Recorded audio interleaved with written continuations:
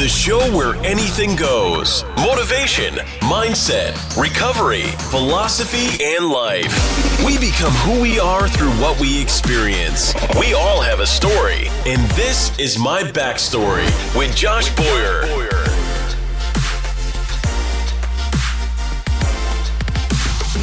What's up, everyone? Here we are on the My Backstory podcast out in Cooper, Texas with Mike Ritland from the Mic Drop podcast and Trikos. Is it just Trikos? Trikos International. Trikos International.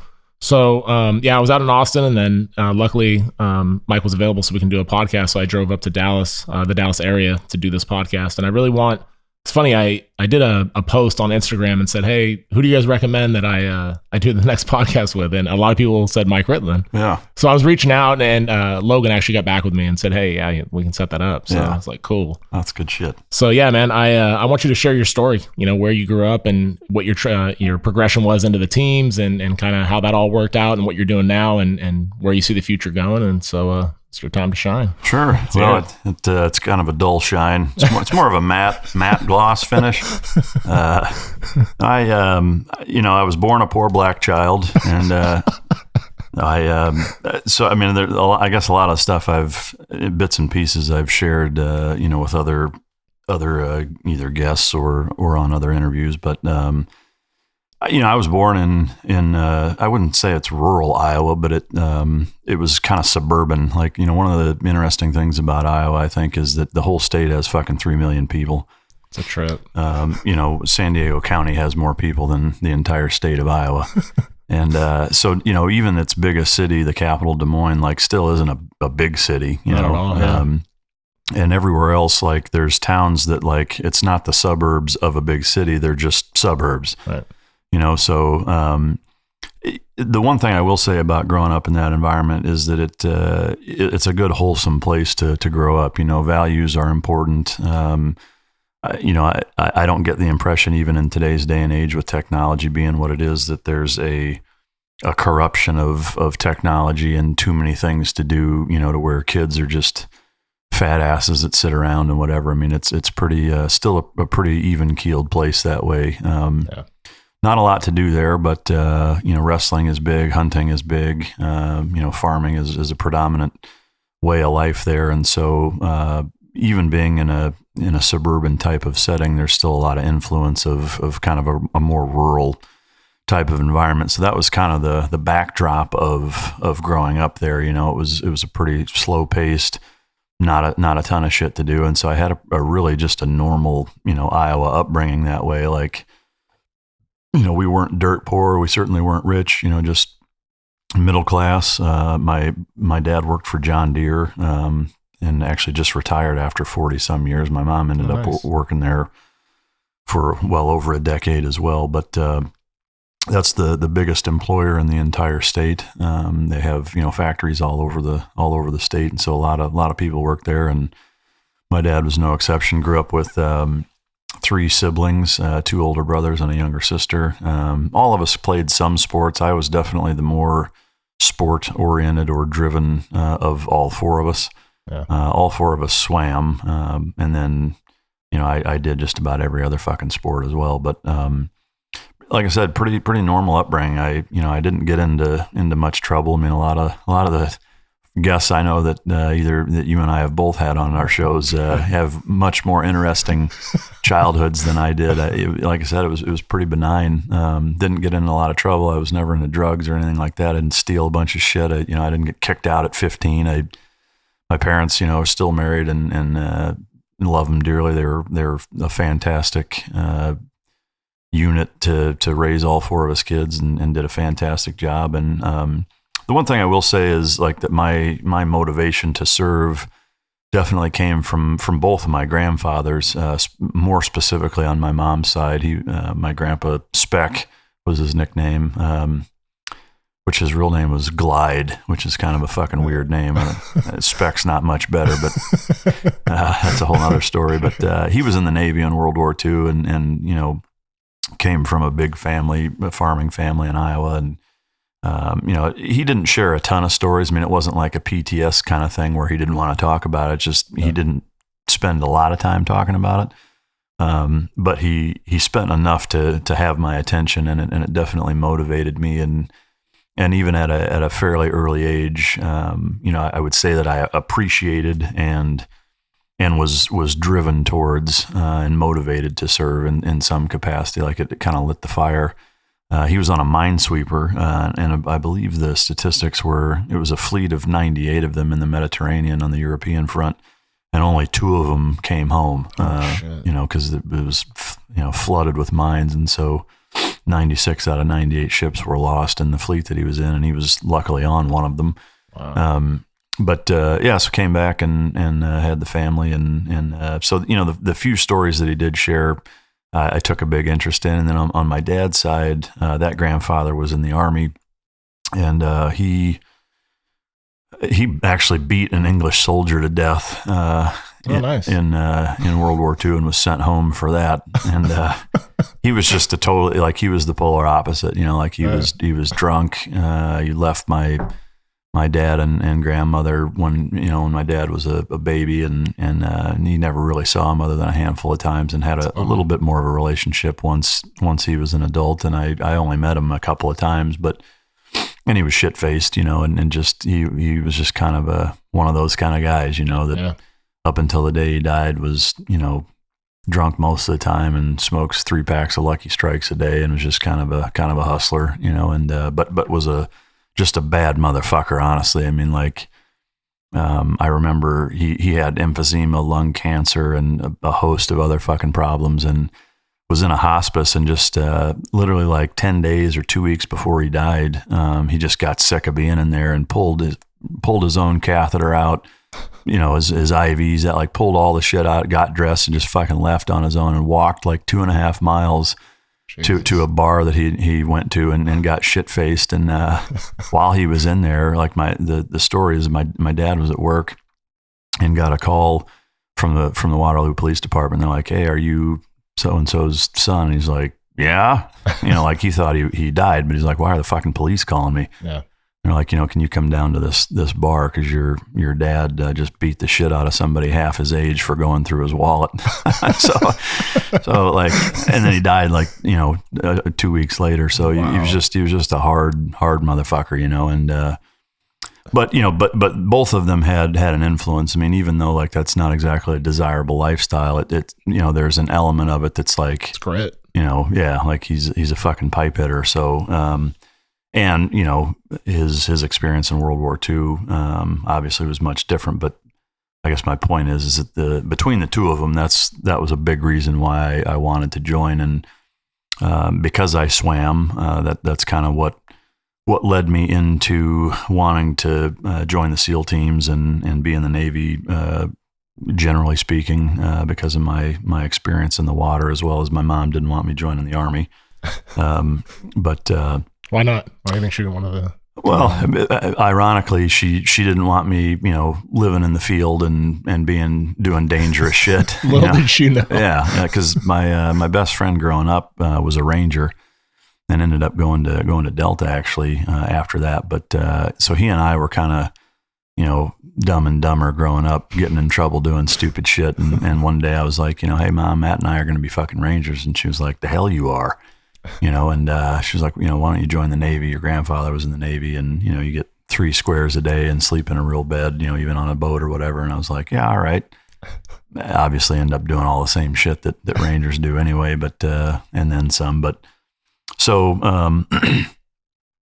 joined the Navy. I actually joined when I was 17. I graduated high school at 17 and joined the delayed entry program. My parents had to sign, co-sign to get me to be able to join at that age. I had to wait until I turned 18 at the end of July, and then went to boot camp a couple weeks later in August. And then I went through Intelligence Specialist Day School, which is in Virginia Beach, right by Little Creek. And it was at Dam Neck, actually, where Dev Group is at. But so I remember seeing those guys, and that was a pretty big motivator too, seeing a bunch of Tier 1 frogmen running around, which at that time, this was 96, late 96, early 97. So that context or association or even knowledge really of what SEAL Team 6 was didn't really exist. Man, nobody knew what that was. Like, the mystique behind that was crazy. Yeah, I mean, and even being somebody that wanted to join the Navy and be a SEAL and was on the same base, I still didn't really know who the fuck they were or what the difference was or any of that. You know, it was still pretty hush hush at that point. But so anyway, I actually almost didn't make it to Buds, and I don't know that I've ever actually shared this story before. I was there was an issue with my paperwork, basically, where the little screening test that you pass in boot camp. I don't know what happened to it, but I don't know if I fucked it up and didn't turn it in or whatever, but I had this package still, and as we're graduating, again, like it was probably my fuck up. I was probably supposed to turn it in and I didn't. I assumed that, you know, they just put it through or whatever, but right. So I had my results or whatever, and they start naming off all of the commands that all of the students in this graduating class of Intelligence Specialist A School are going to, and they said my name, and they said the USS Constellation. And I was like, wait, what? You know, I was like, what do you mean the fucking USS Constellation? I was like, I'm supposed to go to Buds, you know? And so right after the ceremony, I walk up there and I was like, hey, this wasn't fucking part of the plan. Like, I'm supposed to go to Buds. And they're like, no, you're not. No, you're not going. Like, maybe, you know, go to the Constellation and in a couple of years you can try to go. And I was like, fuck this, you know? And so I ended up going over to SEAL Team 2, and I literally took a fucking cab over there, like on a Saturday, and which was the next day, and had my paperwork, and I walked onto their quarterdeck, and there was a couple of SEALs standing there, and they look at me, and, you know, I'm a fucking 18-year-old, naive, deer in the headlights fucking idiot walking into, and you know, I've got my Buds package in my hand, and they're like, this fucking moron. You could just see it on their face. Right. And I was wearing an Iowa Hawkeyes hooded sweatshirt at the time, and these two guys are looking at me like, you know, who's this fucking guy? But so I explained my story, and of course they're like, yeah, okay, like, we don't give a fuck, you know, go to the fleet and fuck you, like, you know, they don't care. Yeah. But one of the guys, he said, you know, you're wearing an Iowa sweatshirt. Are you from Iowa? And I said, yeah. And he goes, where? And I said, Waterloo. He's like, no fucking way. He's like, I'm from Waterloo. I was like, are you fucking shitting me? The only other guy, to my knowledge, that's ever, you know, since then and since from our hometown that's made it. And he was 8-10 years ahead of me at that point. Oh, wow. The only reason, 100% the only reason that I was able to go to Buds is because of me being from Waterloo. He took enough of a vested interest to say, you know what, I'll walk. He's like, come with me, and he walked me over to the dive motivator, which was the title of the guy that like helps recruit guys in and does the PT tests and whatever. And so walks me over to him and gave it to him and said, hey, you know, this guy's from my hometown. Fucking make sure, you know, whatever. And so they made sure that the paperwork got where it needed to be, and my orders got changed, and I ended up getting to go to Buds. That's awesome, man. Yeah, I mean, stroke of fucking luck. Yeah. No two ways about it, because my life would be vastly fucking different if that hadn't happened. Yeah, I talked to Clark, and I were talking about that yesterday, how like your destiny is largely shaped by who your boss is, who your coworkers are, other fucking around. People. Yeah, other people for sure. I mean, because if that wouldn't have happened, if you guys wouldn't have been from Waterloo, you probably been fucked and sitting on a ship somewhere. Yeah, I mean, I can pretty much rest the fuck assured I wouldn't be sitting here talking to you right now. You know, like God knows what I'd be doing. Right. I mean, I may have never been able to make it over there, because once you're out in the fleet after an A school, like it's not easy to get there, because, you know, whatever command you're at, they have, you know, the A school time and invested in you. You're a billet spot that you're filling. So if you leave, they've got to fill it. And most places aren't going to let you go very easily, you know? So I was very fortunate. And, Dave, if you're listening, buddy, fucking, you know, you're the reason I'm here, which I've actually, thanks to Facebook, I was able to reconnect with him a few years ago, and told him the story, and he was like, holy shit, I forgot all about that, and whatever, you know, so it was pretty neat to catch up with him. But did you guys get to operate together after you got No, he was an East Coast guy. I was on the West Coast the whole time. But so I went home for a little bit of leave, and then checked into Buds. I got rolled once. I started with class 214, and I made it all the way to just before the island. It was literally a week before we went to San Clemente Island in third phase. And at the beginning, we we did a land navigation trip to Mount Laguna, and I pinched my sciatic nerve while we were doing that, and ended up failing at the first time and passed the second time. I really honestly I don't know how, but excuse me. From that point on, I failed everything, because of that injury, and so I got rolled into 215. Got healed up, came back, and ended up graduating with 215, which, there's so many fucking guys from 215 that people know of. I mean, it's kind of weird, honestly. Phenomenal class, man. Yeah, it's a weird deal. But so graduated 215. We as a class went to Fort Benning Jump School in the Army. Right after that, we kind of traveled together and went through airborne there. And then I had a couple of weeks off, about a month off. I went back home and bought my first car, because this whole time in the Navy, I never had a car. I'd take the bus or cabs, there wasn't Uber or whatever. So like I would take I think it was the 901 San Diego bus, like into a fucking Horton Plaza mall and catch a movie on the weekends. It'd take an hour and 45 minutes to go 12 miles or whatever. But I was 18, 19 and that's what I had. But so I bought my first car and then drove, from there back to San Diego, checked into SEAL Team 3. I got a slot in, at that time it was called STT, which is SEAL Tactical Training. Now it's called SQT, SEAL Qualification Training, but went through STT, and that would have been 98, or no, 97. No, 98. 98, summer of 98, going into the fall, graduated or finished that, and then checked into SEAL Team 3 officially. Right.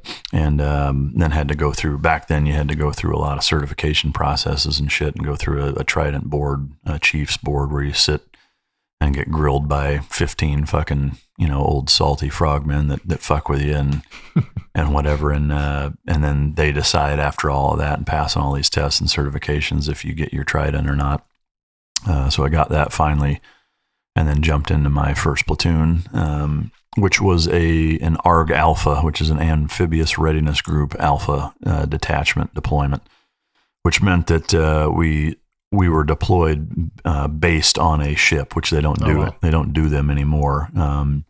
And it was a double-edged sword. I mean, great experience. It was fucking miserable at the time because, we spent a lot of time on a boat because that platoon, our workup was about 19 months long before we did another four months of fleet exercises on ships. So even during our entire almost 2-year workup, we spent a lot of time, on boats. We would do, a couple days here or there, a week or even 2 weeks. And I ended up actually on the USS Constellation for a brief period, which was pretty fucking funny. So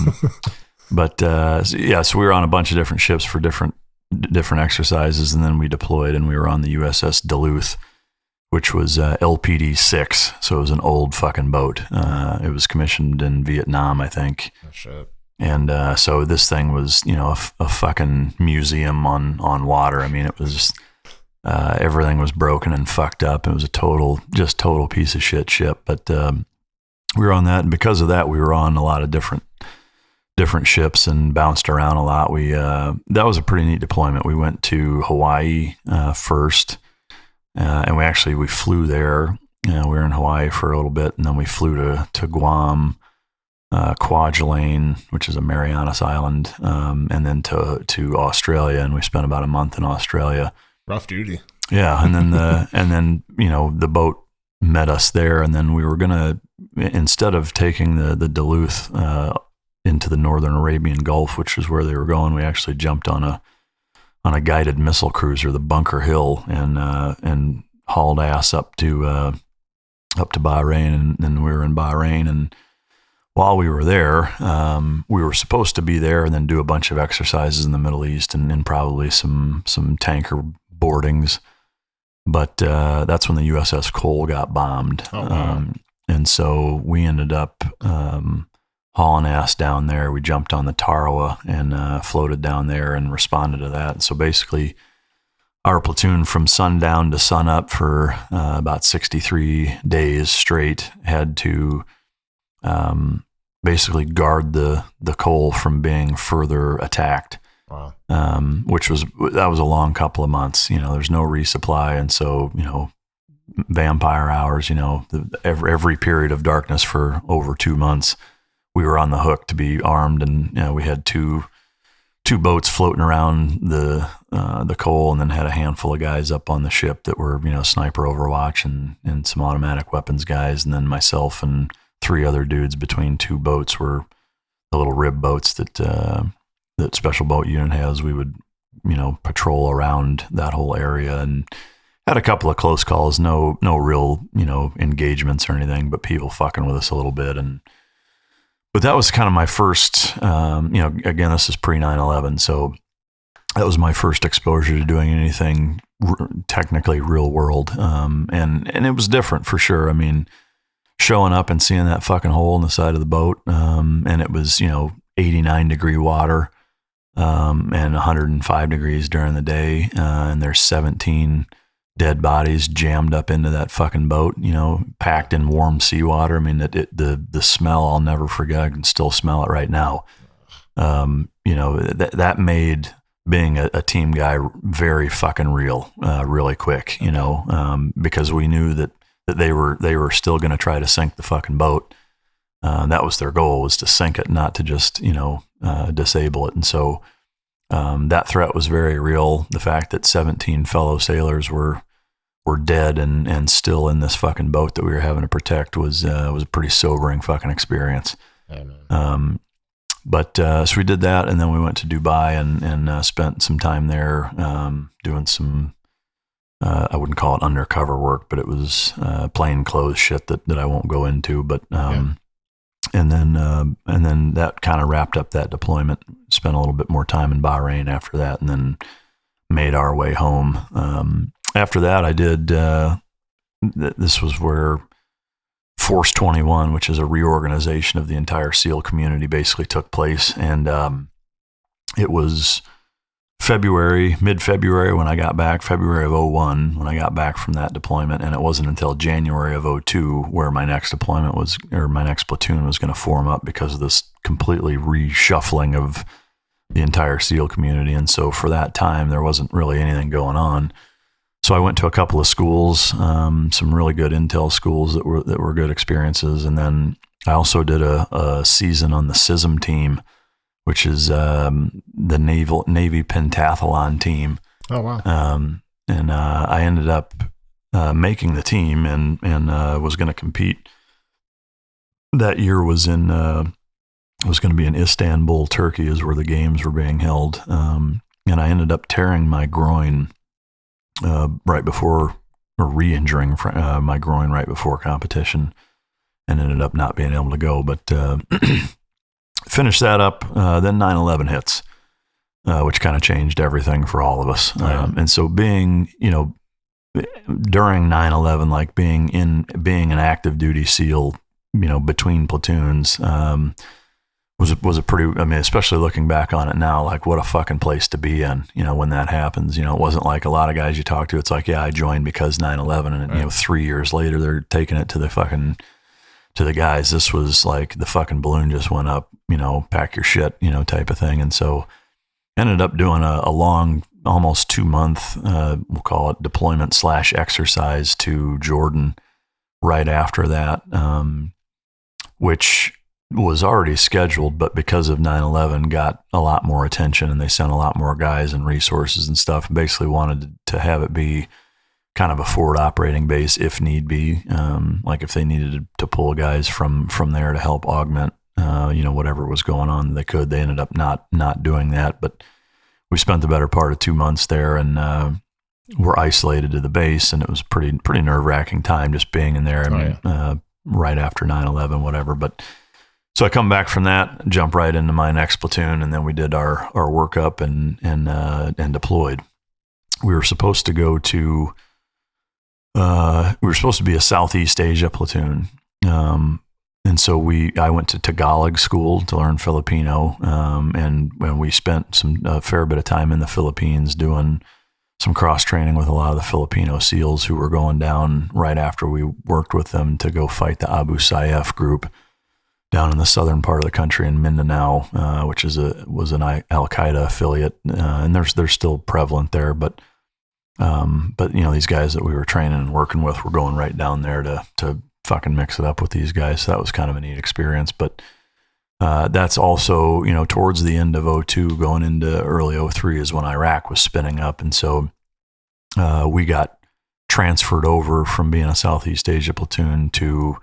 Now they said, hey, Iraq's kicking off, and we ended up going into Kuwait about a month and a half before it started, and sat there getting ready for the GoPlat mission that we were on, which that took place a couple days before the war started.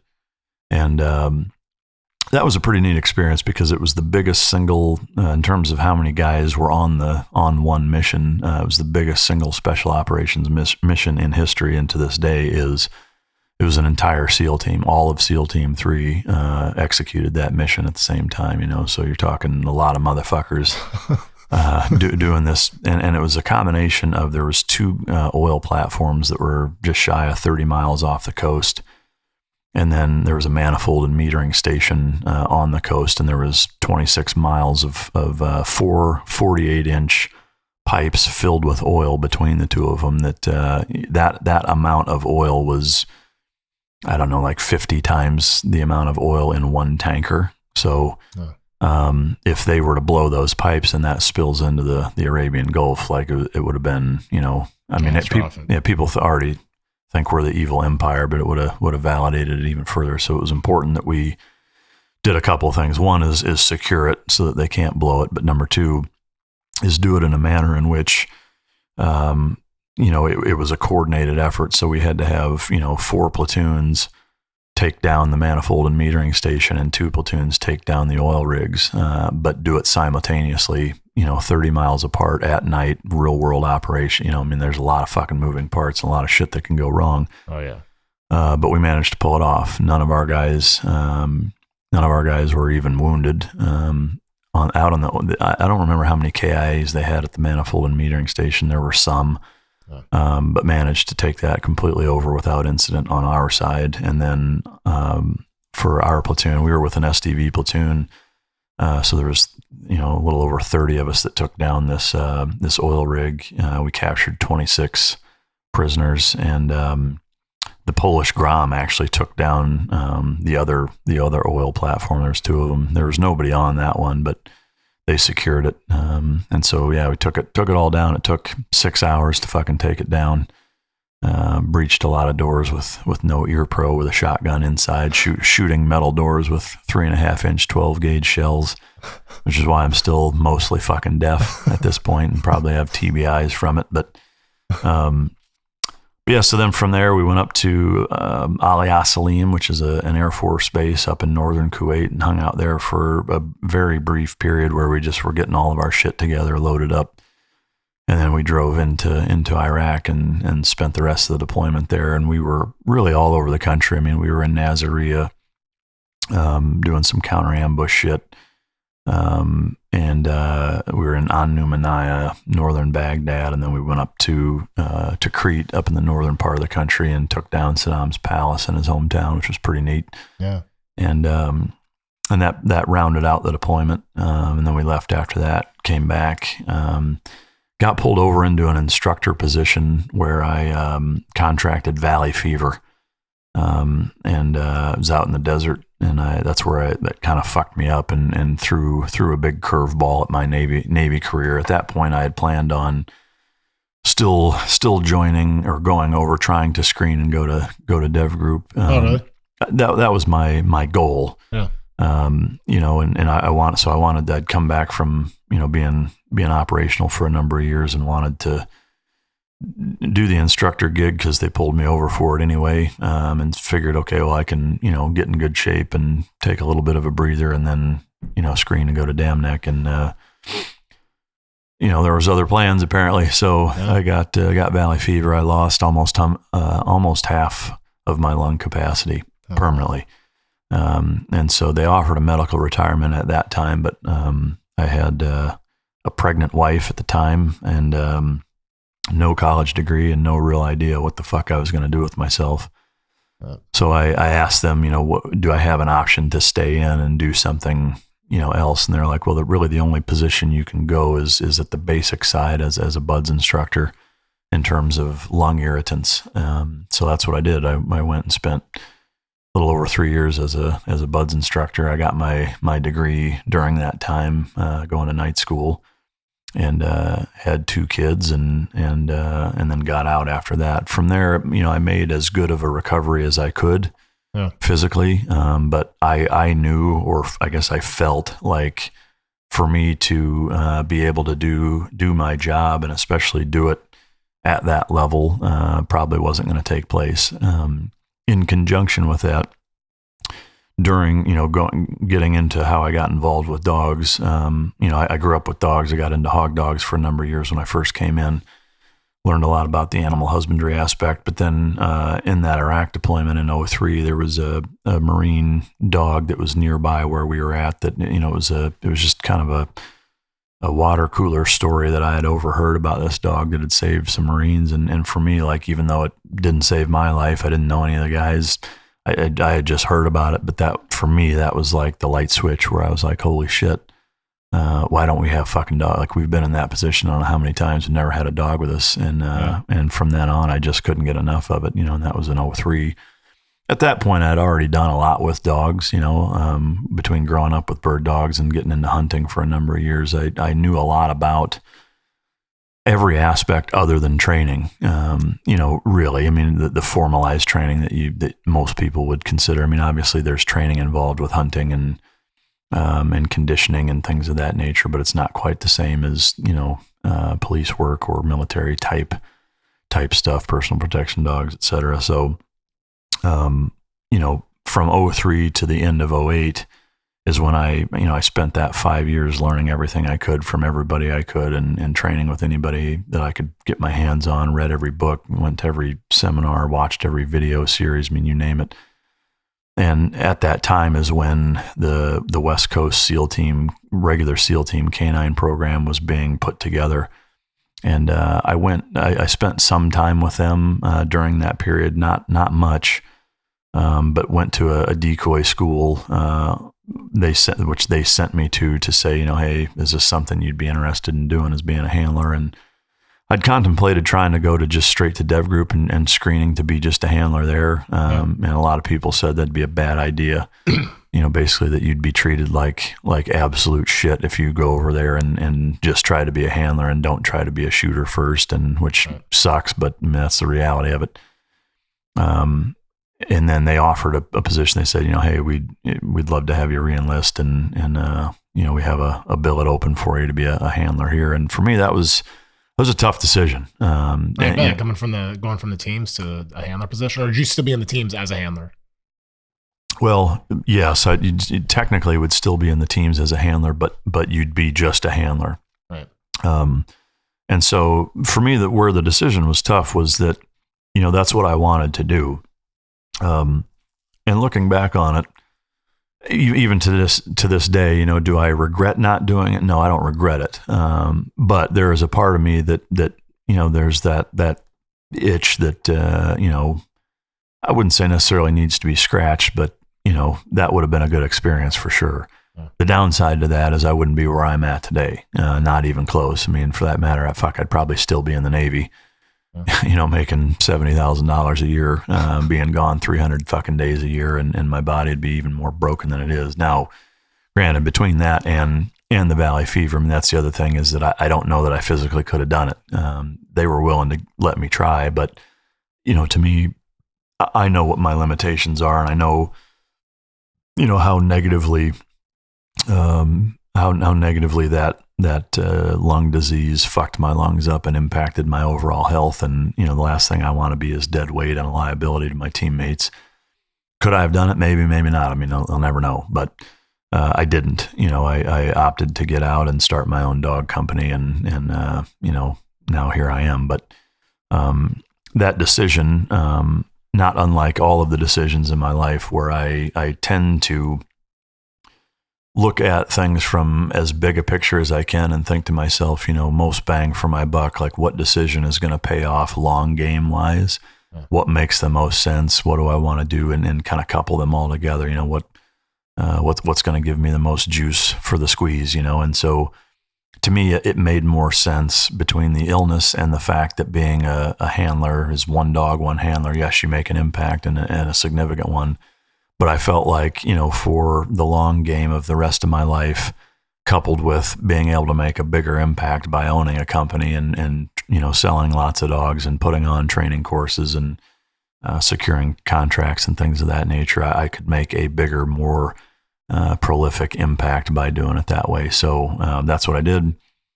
Started my first dog company, and all we focused on at that point were big government contracts. And so, we got a few of them. We sold dogs to just about everywhere. I mean, Customs and Border Patrol was a big contract that we got. That was a good one. And then we also got one for DHS to provide bomb dogs for TSA, over 50 of them. And then we got the training contract for the West Coast SEAL Team K9 program. So it was kind of neat that, I didn't take the position as a handler, but a few years later came back as a business owner, and was a trainer on that same unit that I would have been a handler for. Yeah, for sure. So, it kind of worked out all in the end, is that, that was a neat culmination of doing something on my own and still, obtaining and reaching a goal of mine, and putting it all together. I mean, for me, that time in my life from a professional standpoint was kind of the best of everything. Yeah. Very operationally tough, or operational tempo wise was a tough schedule. It's long, super long days, really exhausting and hard. I mean, it's not something that, especially having a young family at the time, that I could have done for a long time. I mean, it took its toll pretty fucking quick. Also, the fact that I owned the business that held that contract, I couldn't do it for a super long time, but I was there in part of 11 and 12, which was a good time to be there also. And then when I left there, it was not long after the Bin Laden raid. And the Bin Laden raid was what sparked a lot of the public's interest in canines as it relates to special operations, because there was a dog on the Bin Laden raid, and that blew a lot of people's fucking minds. They were like, "What the fuck? You guys had a dog with you? Like what?" And then they're seeing these dogs with, I don't know what it is about fucking metal teeth that trips people out, but they're like, all these dogs have metal teeth, which they don't. Some of them do if they need them, but they're caps, just like anything else. Like they don't make them bite harder or do any more damage. They protect their teeth, and that's it. But they look mean, and they're wearing these vests with these fucking night vision cameras that pop up over their back and have all this crazy technology, and they're fucking parachuting with them and, using a laser to fucking direct them to search, door seams and entry points and all this fucking high speed shit. And so people were fascinated by it. And so I was just at a very unique time, a unique point in my life, both with having spent over a decade as a SEAL operator, owning a dog company, had been a SEAL canine trainer, all of those things combined. I was approached to write a book. It wasn't hey, I want to write a book and let me, try to pimp it out to all these different publishers. Like they came to me and asked me if I would write one. Yeah. And it wasn't something that I jumped on right away. It was definitely a several month process of kind of trying to decide if it was worth it. Obviously a lot of SEALs have written books, and it gets, I would say deservedly some bad attention because of some of them that have been written and how they've been written and how they've been portrayed and released, who've written them, as a factor as well. But so it wasn't something that I was just like, fuck yeah, let's do it. It took some time to think about it. And, ultimately, obviously I decided to do it, but it was, there was some hesitation for sure between, the aesthetics that the community kind of looks at in terms of how they view guys that write books was a big part of it, as well as this from a security standpoint. Having people know who you are with that background has an element of danger to it. For sure it does. So obviously, ultimately I said, I think it's worth it, and I did it, and I'm glad I did. But Did you write it yourself, or did you have like a ghostwriter? I had a ghostwriter. The way that we did it was we spent about, I don't know, 6 or 8 months, something like that, where we would talk 2 or 3 times a week for a couple hours each time, and it would be recorded and then transcribed. Nice. And so after we kind of went through the whole fucking story, then he had everything transcribed and laid out, and then he started writing one chapter at a time, and he would send me a chapter each time. And some of the chapters I made very few changes to and left them, relatively as is. And there's some chapters where I basically rewrote the entire fucking thing myself. Yeah. So it just depended on the content and how I wanted it portrayed. But so, to me, that was an invaluable learning experience for a couple of reasons. One is that it gave me an idea of how that works, because I had no fucking idea. Yeah. But also, it made me realize, how valuable somebody that really knows what the fuck they're doing, how valuable that is when it comes to writing a book or having a publication. Is that, to me, where the brilliance in a ghostwriter or a professional author comes into play is being able to take this entire story and this massive amount of information and be able to organize it to where it flows and it's a good story. Sure. I feel like I can communicate pretty well. I can write relatively effectively and efficient. But if I was to try to write a book completely by myself, I think it would be all over the fucking place. What you read, I think, would be well spoken and eloquent and interesting, but right.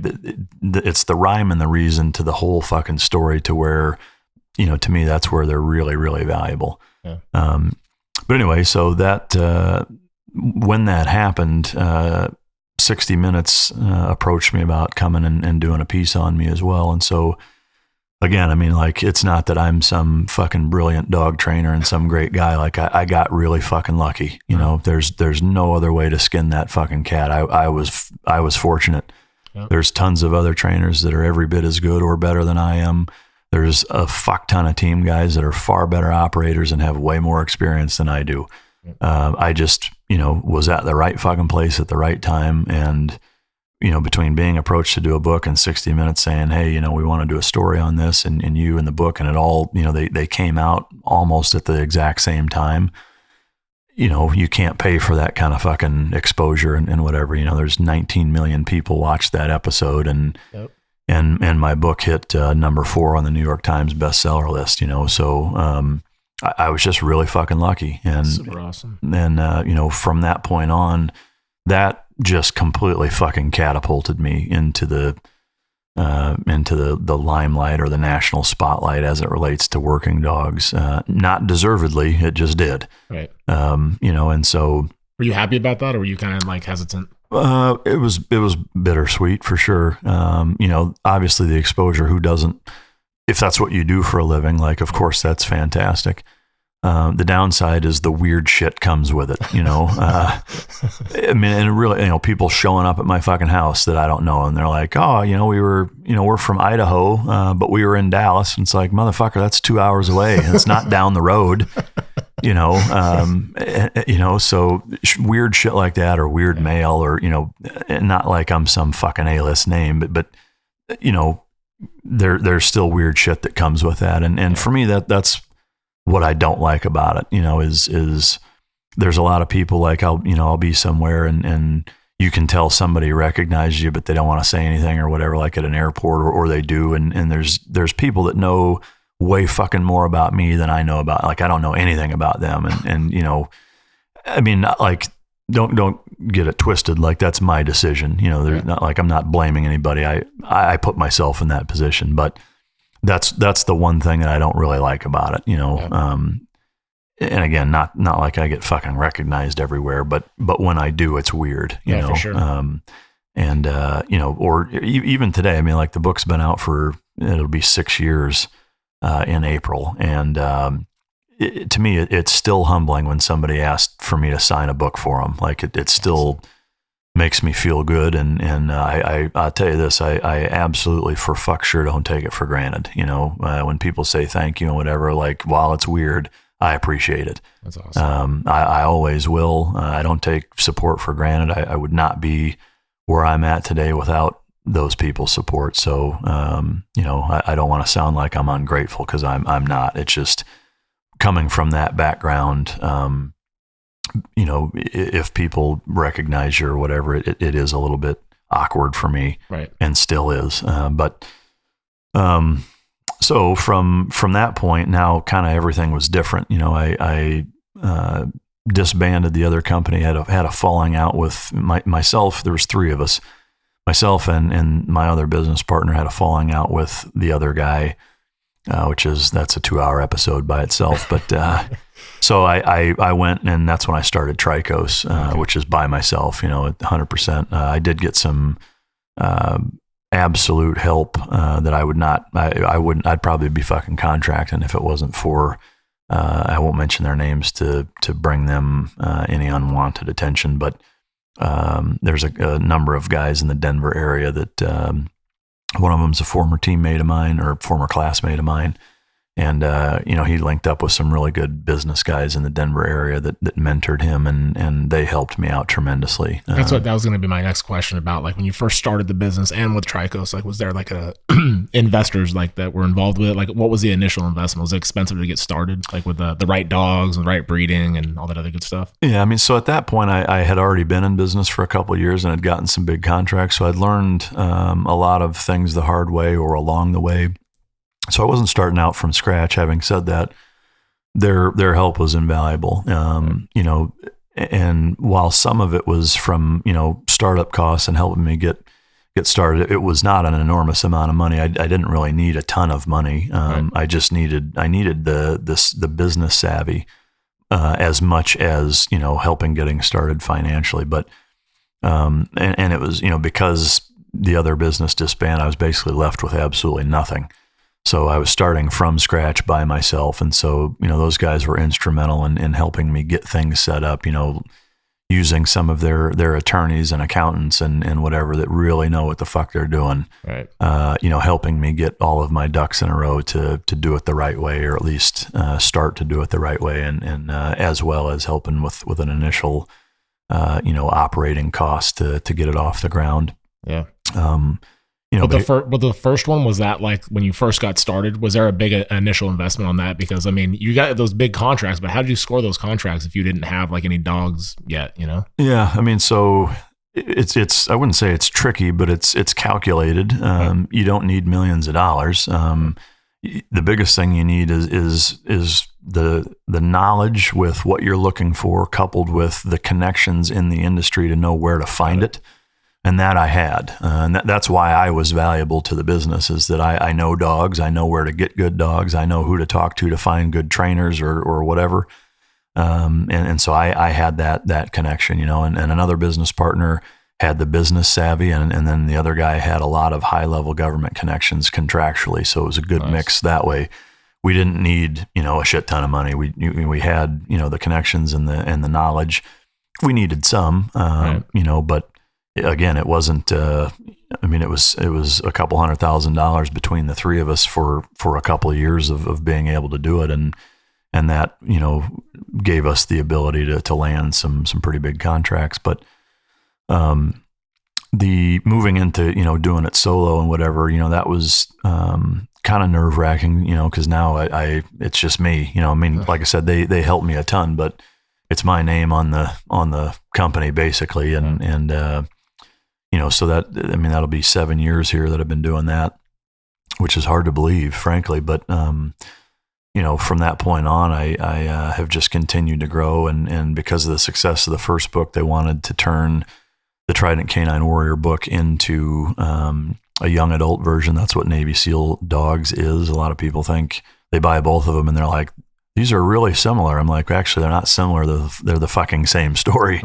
Navy SEAL Dogs is the young adult adaptation. It says that in the book. Right. Apparently people start on page 5. I don't know. Like, I can't tell you how many comments people are like, this is bullshit. Like, this is the same book. And it's like, it fucking says that in the beginning of it. Right. But, and I say that everywhere I go, and it still seems to be lost on some people, but, it was a Scholastic book project, which was really cool because my kids were in that grade school time frame while it came out. So it's like they come home from school with those Scholastic book flyer pamphlet things, and my fucking book was in it. Which was so cool, which was pretty neat. And of course, the students are like, bullshit, that's not your dad. And the teachers are like, fuck, are you serious? So that was kind of neat to be in that position. But the success of those two, bred an interest in me doing a training book. Yeah. And that's where Team Dog comes in. And that basically is a manifestation of the conversation that you and I had in the kitchen before we recorded. Yeah. I've had that conversation with I don't know how many fucking people, and they're like, hey, I had this dog and I had to get rid of it. Or, I have this dog and we've spent $12,000 on 4 different trainers and it fucking, we're ready to give the dog up or whatever. And so that conversation that I have is what that book is. Basically, it's the soup to nuts, like generalization of the whole process. Because one of the things I've learned is that, not unlike weight training or shooting or jujitsu, most people don't want to put the time in that it takes to get good at any of those things. True. It's like, hey, I want to be built like this guy. Show me an exercise that's going to do that. It's like, motherfucker, it doesn't work that way. Right. Or it's like, hey, I saw John Wick, like, how do I shoot like that? It's like, how many years do you have? Right. Or like jujitsu, it's like, hey, can you show me a couple of moves? Like, no, it's a fucking system. It's a fucking way of life. Right. And dog training is no different than that. Everybody wants give me a couple of tips. Like the couple of tips are start the fuck over, hit the reset button and do all of it. It's a process. It's a system. I was fascinated by it. It's like, it kind of bummed at the same time. Cause it's like, you don't know what you don't know. When you're like, damn, like looking back on it, it's like, shit, I wish I had that information, 2 years ago, but it is what it is. Well, yeah. And so, that book, landed on the Times list as well. I mean, again, I've just been, I don't think that I'm that fucking good. I've just been very fortunate to be put in positions at certain times that were the right time. And, so all 3 books have been on the Times list. And with this book, not unlike any of the aforementioned things, jiu-jitsu, weight training, shooting, whatever, is like, you can only get so much out of a book. Oh. And that's where my online training came from is it's basically a bunch of fucking video representations of what's in that book, coupled with some text that talks about each of the principles. And then there's forums. I mean, it's almost like Canine Facebook, basically, is that, there's thousands and thousands of members and they interact and communicate in the forums. I do gear reviews. I've got a bunch of products coming out, collar and leash through Ray Allen. I've got CBD oil. I've got dog food and training treats coming out. I've got a crate coming out. Some other things that are in the works that I can't mention just yet. But anyway, again, it's not just training. Just like training isn't just training. Like it's lifestyle. It's it's structured environment. It's consistency. It's nonverbal communication. Like there's all these different elements that come into play. And with training a dog, it's that way too. Like with learning to train a dog, you need all of it. You need to know about nutrition because nutrition is fucking vital. People want to train their dog when it's not physically stimulated, it's not mentally stimulated and engaged, and it's fed shitty food. Like lock yourself in a closet and eat fucking beef jerky and McDonald's for 6 months and then go try to take the fucking SATs. Like you're going to suck, and that's what it is. Like, I mean, people, they've got their dog like in a crate or a kennel and I adhere to that. It's imperative that you do that, but when you get them out, it's equally as imperative what you're doing with them. And it's very structured and calculated and strategic. And so, this online training process that I've developed, and it's been going, it'll be 3 years this August, that this online training program, and we put new content in regularly and there's gear reviews and vet tips and conditioning and food reviews and all sorts of different resources. And that was my goal, is to have kind of a one-stop shop resource for every dog owner out there. It's not just for, hey, I have a fucking German Shepherd that I want to try to get to bite somebody. Like it's right for your grandma's Labradoodle. It's for, the Skipperkey down the street that, that the fucking, whoever owns.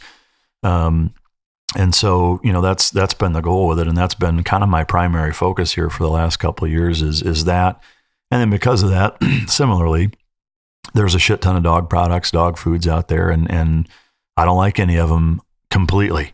Right. There's things I like about different things. And so like with the crate, I've designed a dog crate with a company that already makes them. But from the ground up, every fucking element to it is exactly how the fuck I want it, because I've been doing this a long time, and I know the ones that are out there. I know exactly why I don't like all of them for some reason. Right. So this thing is there's nothing else there like it, and it'll be coming out soon in the next probably month or two. But same thing with the food. There's a lot of shitty dog food out there. Like, I wanted to ask you about that. What do you think about the raw food? I mean, because I did it with my shepherds, and it was like I just chicken bone or just a drumstick or whatever, and they loved it. Yeah, I mean it's good. It's a pain in the ass, but again, it's I look at dogs, especially if I'm training one, and it doesn't have to be for police work. I mean, if I'm putting them through a basic training program where it's just even obedience, I look at them like it's a performance athlete, in that they need to be rested. They need to be, fed the appropriate and proper fuel. And the reality of it is that all dry dog food is still processed. I don't give a shit what you're putting into it to begin with. If it can sit at room temperature for a year and not go bad, it's processed. Yep. It's crackers, it's MREs, it's canned goods. I mean, it is. Now, granted, having said that, there are some dry foods that are way fucking better than others, but they still all have a limitation to them.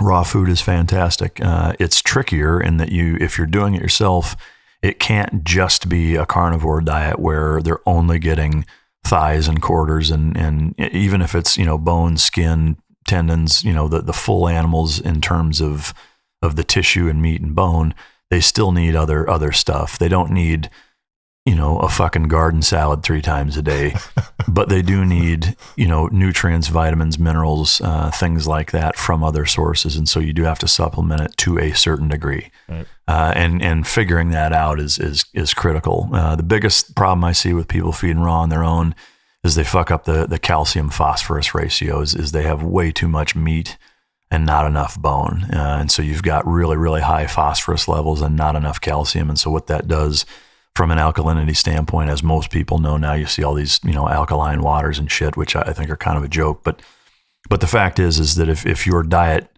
generally speaking, is far more acidic than it is alkaline, it's going to fuck you up. Oh, big time. And that's what it does with dogs, is that if, and people are like, well, I don't want to feed them bones. Bones are not just fine. They're necessary, but they have to be raw. Right. If you cook them, that's where you run into problems with fucking their teeth up and puncturing their abdomen and ripping their fucking ass out and causing huge problems. And it chemically changes the bioavailability of a lot of the nutrients that you want to get from them. So I freeze everything and feed it to them almost frozen. Like I'll let it thaw for maybe an hour, and I'll take, chicken thighs or chicken quarters or whatever. If I'm in a pinch, there's several dog foods out there that feed complete meals. Oma's Pride is my favorite. That's what we use here at the kennel. And so it's a mixture of bone and organ and vegetables and montramilinite clay and other things that they put in there to make it a full, well-balanced meal. And it's USDA fucking regulated. I mean, it's legit stuff. I love their stuff. Where the food is, but here's the downside with raw, is that it's a pain in the ass. Yeah. For a number of reasons, not just because it's raw, but you have to store it frozen. You have to thaw it out. You have to feed it. When you travel, it's a pain. It's heavy to ship. If you're traveling with your dog or, someplace where you can't have a chest freezer with 2 months of food in it, it can create a lot of logistical problems. And so what we've developed with a company here in Texas is dehydrated raw food. Yeah. So it's all of this stuff, but it's dehydrated, and there's a couple different ways to dehydrate it. And the way that they do it is by far the most expensive. The machines, they look like, honestly, the warehouse and facility that we make our food at, it looks like some shit out of World War II atom bomb making facility. Like the equipment in there, it's like the size of fucking semi trailers that they're putting this food in, and it is like it's millions and millions of dollars of investment to do it the right way. Like if you're putting raw food in a fucking Ronco food dehydrator that you got off a QVC for $60. Like that's not the same. Right. The way that they do it with this method is that it does it in a manner in which it's fast enough and cold enough to where it does it where it doesn't lose the bioavailability that you're going to lose with a lot of things. And so we've got a raw food, a training treat, a meal topper, and then another just kind of snack treat. The topper, the raw food, and the raw treat, or the raw food and the treats, they're all dehydrated, but they're complete meals. They're fortified. They have everything they need to have in them to where you can feed the dog that as a standalone indefinitely. Nice.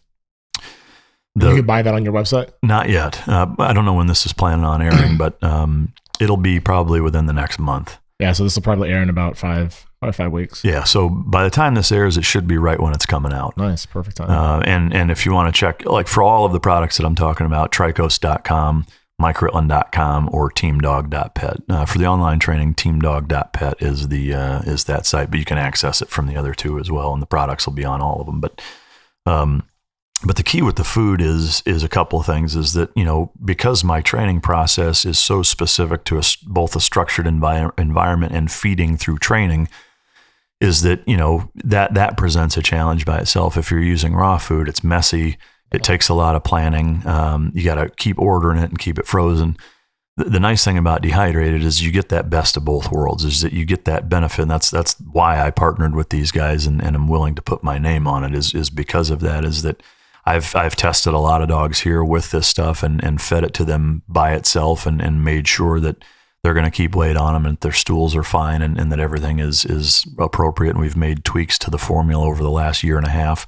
I mean, it's been a long project. It's not fly by the seat of our pants. Let's just throw this out there and see what happens. I've used my dogs and all of my clients here and stuff as, not clients, but dog clients as guinea pigs. Right. To try this stuff with all of our resources here to make sure that it's the right formula. But you can ship it for next to nothing because it doesn't weigh hardly anything. Right. It can store for a while because it's dehydrated without any preservatives, without any bullshit in it. It's not processed. It's just the water's removed. So when you add the water back in, you get almost all of that bioavailability and the nutrients back out of it. But it can keep for a while. I mean, it can't keep for years because it's there's no preservatives and bullshit in it. But you remove a lot of the pain in the ass that raw food is. You can travel with it. You can put it in fucking carry-on luggage. But the training treat and the food are the same formula basically. Yeah. So if you're training throughout the day, you can feed that dog all day long with that stuff. And the problem a lot of people have is if they're doing 5, 6, 7 training sessions throughout the day and they're using liver treats or, fucking chicken hearts or, traditional treats that are really rich, that are totally imbalanced. Yeah. That dog's getting a lot of those all day, every day. That fucks them up. Yeah. It gives them the shits, and it's not a complete diet. This is, it's very palatable. It's very enticing to the dog, but it's what they're eating anyway, so. And then at the end of the day, if you've only done one training session, then you feed the dog at the end of the day. If you do 7 training sessions, maybe he got all of what he needed to eat in those training sessions. But that's how I balance it and couch it and structure it in the training process, and it works really, really well. So I'm really looking forward to the food coming out. But anyway, that's been my, circling back to my focus these last couple of years is really, taking all of the knowledge that I have obtained over the last, 20 plus years and working with dogs in a few different capacities, and taking all of that knowledge and buffering it into a package, with the online training and the book, to be able to transfer and pass the knowledge that I have over to your average everyday dog owner. This for sure. It's not for, only military working dog handlers or police canine handlers. It's for your average everyday asshole with a dog, frankly, because the neat thing about dogs is that there's not really any gray area with them. Yeah. They're very black and white. And the principles you use to teach them are no different, whether you're teaching an HRT explosive detector dog, going in on a twice convicted felon that's hopped up on bath salts, that's barricaded in a fucking meth house. You know, the way I'm going to teach that dog to do that is the exact same process that I'm going to teach, you know, Fluffy, the fucking golden doodle to stop knocking grandma over. Right. You know, like the principles I use are the exact same. You know, it's basic psychology rooted in operant conditioning and the 4 quadrants, primarily positive reinforcement, but I do positive punishment as well, and negative reinforcement and negative punishment, hardly ever, but you know, the 2 main ones are positive reinforcement and positive punishment, but that's a little far in the weeds. But that's the gist of what I do now is really focusing on that, providing high quality products where I see vacuums in the industry in terms of pet products and pet foods that aren't what, in my opinion, they need to be, because they're generally designed by business people. Right. Or companies that have a fuck ton of money that don't have the experience, you know, and I have that. You know, I have you pulled up here, you see, I mean, we have, you know, between 20 and 30 dogs on location every fucking day here, you know, that are permanent residents, you know, and they're tough customers, you know, and there's no placebo effect with them. If it doesn't work, it's because it doesn't fucking work. You know, it's not because they think it works. You know, so it's been a good experience for me to be able to use my knowledge and experience with all these different working dogs to create this program and kind of bring it to bear for the public, if you will. What do you think the future is for Trikos? Do you think most of your, like if you're bread and butter, do you think it's going to be the products? Do you think it's going to be the training? Do you think it's going to be supplying, you know, personal protection dogs to, you know, high-end customers, or what do you think it's going to be? I mean, I would say it's all of the above. However, you know, the personal protection dogs, selling of police dogs, training in the police and military environment is something that I do because I love it, and it's important.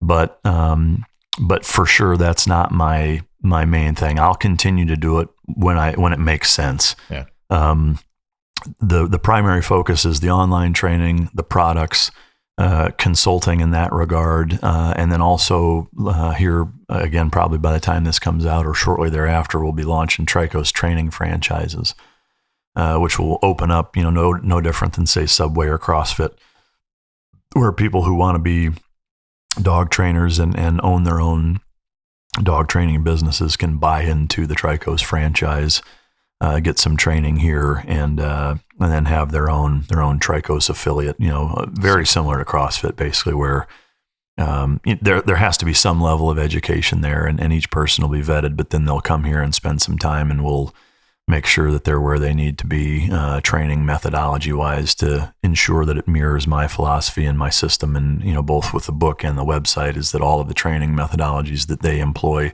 at their place of business mirror what we do here at Trikos, and you know, pass that torch on. But, so that's going to be a big undertaking as well. But, you know, my goal is to open it up to everybody from an entrepreneur standpoint, is to have, you know, training locations all over the country, have subscribers to the website that, you know, have read the book, have done the training. If they need extra help, they can go to a Trikos affiliate and get some one-on-one personal time in there, provide a shit ton of really high quality products for people that make their lives with their dogs and training process and cohabitation with their companion animals better. And it's just all one big happy fucking family. For sure. It sounds pretty cool. I mean, I'll probably be one of your franchisees. We'll see, man.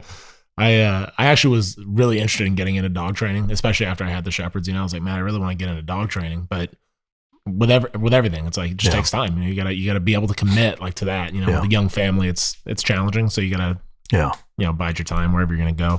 Yeah, I'm gonna ask you a couple questions that I ask everyone that comes on the podcast. So first one is, if you had one person or one book in your entire life, whether it be military, dog training, or just life in general, that inspired you the most, who would that person be, or what would that book be, and why? Do you want one of each? Sure. Okay. Yeah. In terms of inspiration, it's a combination of my parents. I know you're looking for one person, but it's both of them. Cool. You know, they instilled in me what I am today, frankly. You know, whether it's work ethic, doing the right thing, morality, you know, all of the different elements of why I do what I do came from them. You know, and you know, the thing is, they weren't hard asses. They weren't huggers either. You know, that they were that good mix, and ironically, a good example of what a good dog trainer is. You know, you can't just be positive reinforcement. You can't just be compulsion either. There needs to be a mix. You know, people need to be rewarded for a job well done, and they need to have consequences when they fuck up. And they were very good at walking that fine line very well. You know, they supported everything that all of us ever did, set a really good example of how to live your life, and you know, without a doubt, they set that standard. Now, I know you only asked for one, but to me, there's a couple of important elements. Is that joining the Navy as young as I did, I also continued to grow up in the SEAL teams. I mean, being in the SEAL teams from 18 to 30, that's a big chunk of your fucking formidable life. Oh, yeah. And to be around consummate fucking warriors, that many of them for that amount of time and for that time in my life, the SEAL teams as an entity, you know, finished the job that my parents started, you know. And so those two things combined are why I am what I am today. In terms of books, there's one that I read that really kind of made a difference for me when I was in high school, actually, and it's called Zen in the Martial Arts.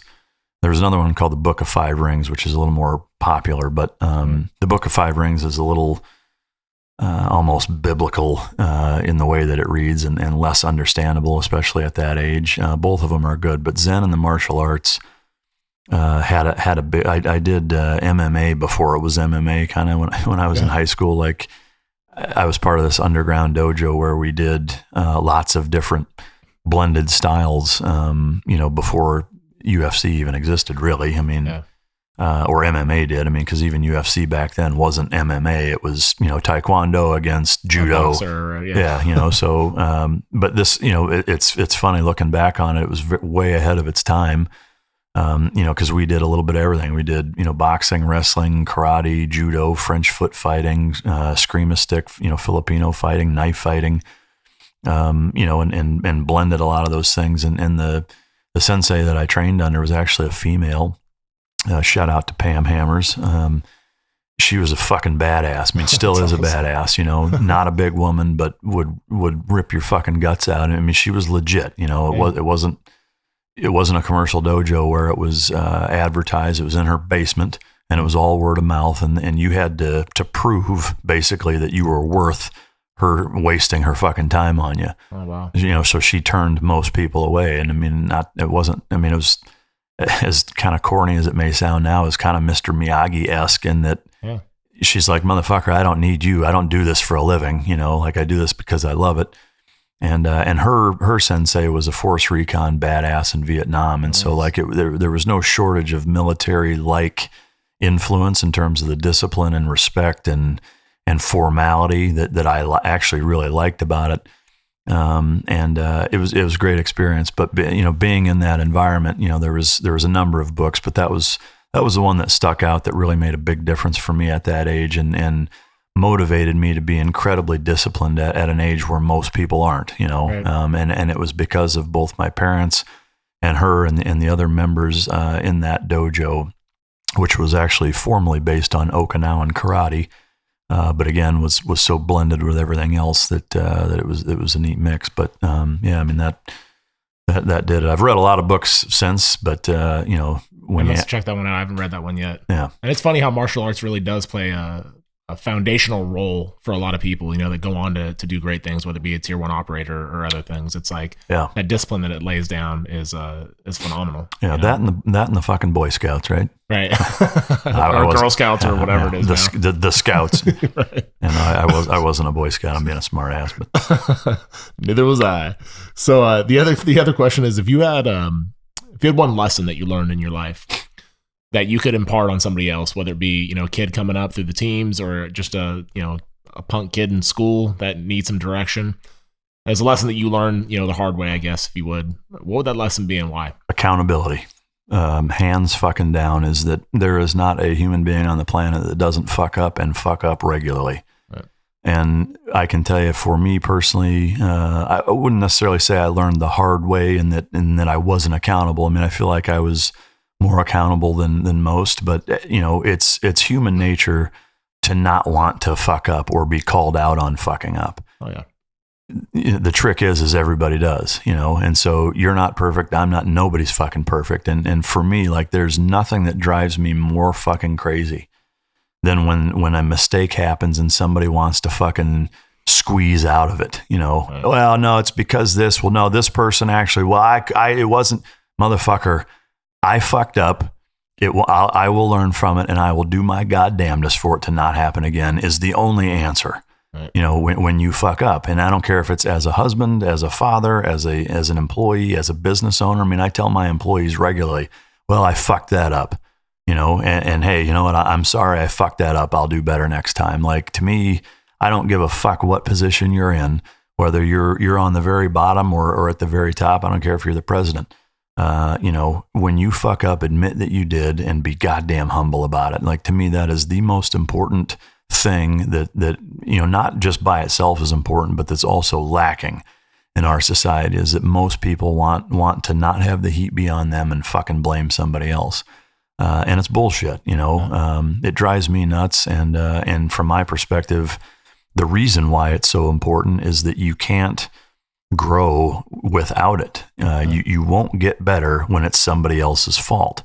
And for everybody else that it's not their fault, it breeds discontent and confrontation and despisement and it just causes problems. If the other 5 people in the room know that you fucked up and you're not willing to fucking come clean on it, like, it just pisses everybody off. For sure. Like, if you think you're fooling them, you're not. To me, it baffles me. It continues to baffle me how many people skirt that, and it drives me nuts. And I think it's toxic to our society. Yeah, and that's I think that's the norm nowadays. You know what I mean? If you look at you just watch the news or you watch the media, you see what's going on in the world. It's like everyone's passing the buck. No one really wants to take ownership. Like this kid that faked being attacked or whatever. Yeah. It's like, come on, man. Just own it, man. Just say you fucking did it, move on. You know, but it's like, no, let me get my lawyers involved. Big shit show. Yeah, I mean, unfortunately, our society has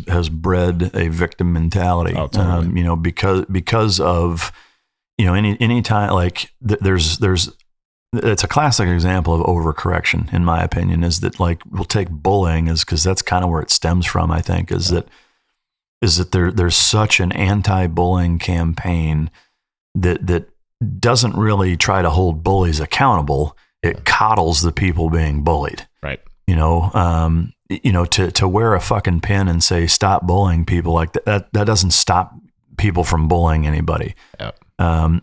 To see somebody that's getting picked on and bring them in and hug them and tell them it's okay. And, we're going to do what we can to keep the bully from fucking with you. You just come over here and we'll put you in a little fucking bubble and it's okay, sweetie. No, like, if they fuck with you, stand up and punch them in the fucking throat. Yeah, sure. And you need to do that. Like, there's going to be times where there aren't people here to protect you, and you've got to be able to stand up for yourself. There are going to be dickheads always. Right. There's always going to be people that fuck with you, and I feel that it's that mentality. It's the coddling of weak people. Instead of teaching them to be strong, it's enabling them to continue to be weak. That has bred and created this environment with which, now as adults, after 20 years of this has been, kind of a mainstay in parenting in this country, is that now you have adults with that mentality, is that, the sexiest, most beneficial position is to be the victim, because now you have the attention. Everybody's feeling sorry for you. You've got all these accommodations being made, all these fucking shortcuts provided to you because, well, so-and-so called me X and that's wrong. Like, it's a fucking word. Right. And I've taken a number of I've taken heat and been the butt of a number of fucking comments from having certain guests on that, that I've gotten into this conversation with and using certain terms that people say, it's not okay to use that term. Like, let me tell you something, like, from my perspective, and I don't mean to get off on a tangent here, but it's all good. The words and being offended drives me fucking crazy, because if I tell you what you just said offends me, from my perspective, what I'm now doing is I'm handing you a fucking suitcase with my emotions in it, and I'm turning them over to you. Right. And now you're in charge of my feelings. Yep. That's a dangerous fucking place to be in. It's also a submissive, weak place to fucking be in. Totally. Stop handing your fucking emotions to people. I can tell you, like in the SEAL teams, if something bothered you, the last fucking thing you let people know is that it bothers you, or they are going to expose that and pick at it, because it's a brotherhood and it's a fraternity, but it's a fucking rough one. Right. And you can't, you can't be charged with, going halfway across the world and fucking shooting, and battling and defeating some of the world's evilest fucking people if a word offends you. Like that doesn't work, And so because of that, the environment that with which we operate and live in the SEAL teams is one that's pretty fucking brutal. Yeah. There's no punches pulled. There's no feelings fucking spared. Nothing is off limits. I don't give a fuck what's wrong with you, what's going on in your life. They will call you out on every fucking thing. And if any of it bothers you, it's like, fucking piranhas on a chicken wing. Right. Like it will be further exploited and attacked, because if you show that kind of emotional weakness, you're a fucking liability. Now, granted, people listening maybe will say, okay, well, fourth graders aren't fucking SEAL team members. Agreed. But to me, if you wait until they're 21-year-olds to try to instill in them and teach them that these are important things and that you need to not let somebody calling you a fucking idiot bother you, you're way behind the power curve. We teach them everything else starting at an early age. Why is this any different? And to me, it needs to be calculated, but that element of teaching kids and people in general to stop being a fucking victim. Like, I'm not going to feel sorry for you. I'll help you get stronger, right. But I'm not going to coddle and enable your weakness and victim mentality. And unfortunately, I think, again, this Jussie Smollett fucking fiasco is really a manifestation of 20 years of helicopter parenting. Where we've created an environment that it's more beneficial for people to be victims than it is to be successful. I mean, Mark Bezos, fuck him, he's a billionaire asshole. Take 90% of his wealth. Fuck that guy. Oh, this guy got fucking, called a bad name, and obviously it didn't even happen, but so-and-so said this in the workplace, fire them and promote this, person that was called whatever. Are you really surprised that shit like that happens when that's the norm nowadays? I mean, it shouldn't be. Hopefully there's a shift at some point though, where there's enough people like you that are speaking up, that's saying like, this is bullshit. Because like, for a guy like me, it's like, I have 4 sons, it's like, I can't stand the thought of my sons growing up with that victim mentality. Yeah. It's just not going to happen, Yeah. But when you're in a society where that's the norm all around you, yeah. I guess my sons will just be viewed as the dickheads because they're not going to tolerate any bullshit. It's just not going to happen, And yeah. I tell my boy, my oldest is 12, and that anti-bullying campaign at their school is huge. Yeah. And my aunt works at the school, and we talk about it all the time. And I said, what are you teaching these kids? Just be pussies and not speak up for themselves, not handle themselves. Like, when I grew up, maybe we had some bullies. I don't really know. But if we did, there's usually guys like me or somebody else who go and fuck those bullies up. Yeah. So it's like we policed each other, it's just one of those things. But nowadays it's just not, it's like frowned upon, stand up, and it's weird. Yeah. I mean, to me, you see it. I mean, I've seen it in kids' schools that I've been witness to where, like there is no circumstance with which violence is ever acceptable. Like, to me, that's not fucking realistic. Right. It's not real life. Yeah. I mean, like if somebody comes up and punches you in the face and gets you on the ground and starts trying to fucking bash your head into the ground, like, no, I'm just going to lay here and wait for a teacher to break it up because I don't want to get in trouble. Like, that is such bullshit. Right. Like, you're setting our kids up for failure. Like, there are times like, and for those listening, like, no, that doesn't mean that I think we should live like fucking cavemen, but there is a fucking time and a place for violence. It is a universal language, and every motherfucker understands it. Yep. There's a great quote, and I don't know who it's by, and I'd fuck it up if I tried to recite it verbatim, so I won't, but it talks about the gold standard, is that violence is actually more valuable than the gold standard. The gold standard is actually violence, because at the end of the day, whether it's social media or any part of our fucking society, at the end of the day, it's violence that, or the potential of that existing is what keeps things in check. Yeah. social media, I think, is the way that it is. I mean, I see the way people talk to me, whether it's comments on YouTube videos or on social media or wherever, Facebook, you name it. And I know for a fact is that if me and this person were sitting where you and I are, they wouldn't be fucking talking to me that way. Right. There's a reason they're talking to me that way. And it's because they know that they're not going to be held fucking accountable for their goddamn mouth. Yep. And to me, that is a huge problem that our society has, is you have people talking to each other how they wouldn't normally talk to one another. Yep. And to me, that's a fucking problem. And so when you have that coupled with, the problems that we have already discussed, with the anti-bullying stuff and violence is never an option. Like negotiating, Jordan Peterson does a great fucking bit on negotiating and violence and why negotiating actually can work. And I'll summarize it as best I can by saying that the gist of it is, if you and I don't know each other from anybody and we get into a disagreement about something and we're negotiating about whatever the fuck it is. Yeah. You and I both know as adult grown fucking men that the chance of violence does exist between us, right? Right? Is that at some point where negotiations fail entirely, is that that the very real chance exists that you and I are going to fucking try to kill each other. Right. And so knowing that, now that places of value and a level of importance on that negotiation, it gives it teeth. It gives it a reason to exist, and it gives it a reason to fucking succeed. Is because at the end of the day, most people, even guys that say, I love to fight, like, not if you're going to get your fucking head caved in and end up a drooling vegetable. Like, nobody, at least, I don't want to get in fights with people. Right. I will, right, but I don't want to. I would far rather negotiate and talk it out and come to terms with somebody than to get in a fucking fist fight with somebody. I'm too old for that shit at this point. Yeah, for sure.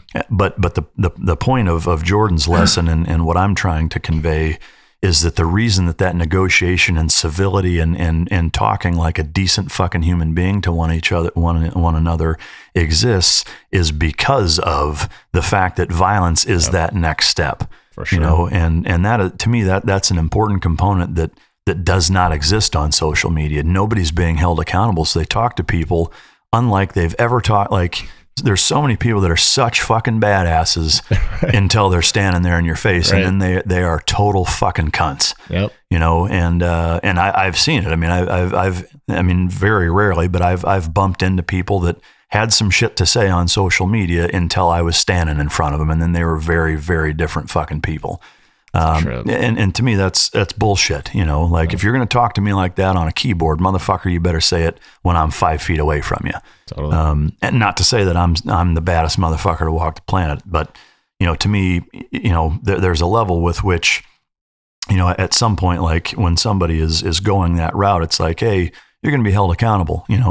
I will say, like, it's important to not, contradict oneself in saying, don't let words and whatever, get the best of your emotions. However, there is a point at which, like, okay, now you're going so far and above and beyond just being a dick, right, to where, like, now I'm going to say, hey, fucking keep the shit up and you and I are going to have a fucking problem, and, right, that place is going to be different for everybody. But, to me, it's important that both of those things take place. Don't let people become victims at the drop of a hat. But also a lot less of that bullying would take place if people were actually being held accountable for their actions, because they're just not. Yeah, for sure. That's actually on, everyone has their New Year's resolutions and shit. I don't really believe in them. So what I did was, instead of a New Year's resolution, I posted I wrote accountability on all of my mirrors around my house. You know? So every time I look in that mirror, I go to the fridge, wherever it says accountability. And it's just a reminder to me to just like, no, I'm accountable for everything. Like my diet, the way that I look, the way that I act, the way that I speak. I just want to be, the best version of myself that I can possibly be. And that word to me is huge. So that was kind of funny that you. So you walk around your house saying it's your fault, asshole. Right. Exactly. Exactly. I don't blame anybody else. Yeah. But hey, man, I really appreciate you coming on the podcast. I'm glad that we were able to do this and you to share your story. And I look forward to definitely reading the book. the training book because this new chocolate lab that we talked about. I got to make sure she's dialed in. Amen. Yeah. I don't want to be like that guy that, at the airport where you see all these fucking dogs, all these service dogs everywhere you go at the airport now, little poodles and little. The air quotes service dogs. Right. Yeah. Yeah, exactly. But thanks again, Mike. I really appreciate it. And I look forward to seeing what you guys have coming out in the future. Absolutely. My pleasure. And thanks for coming. All right, brother. Thank you for listening to My Backstory. Stay motivated and stay connected off the show. Follow at my_backstory_ to be a part of the journey to recovery and to see where your story goes. Or visit us online at hereismybackstory.com.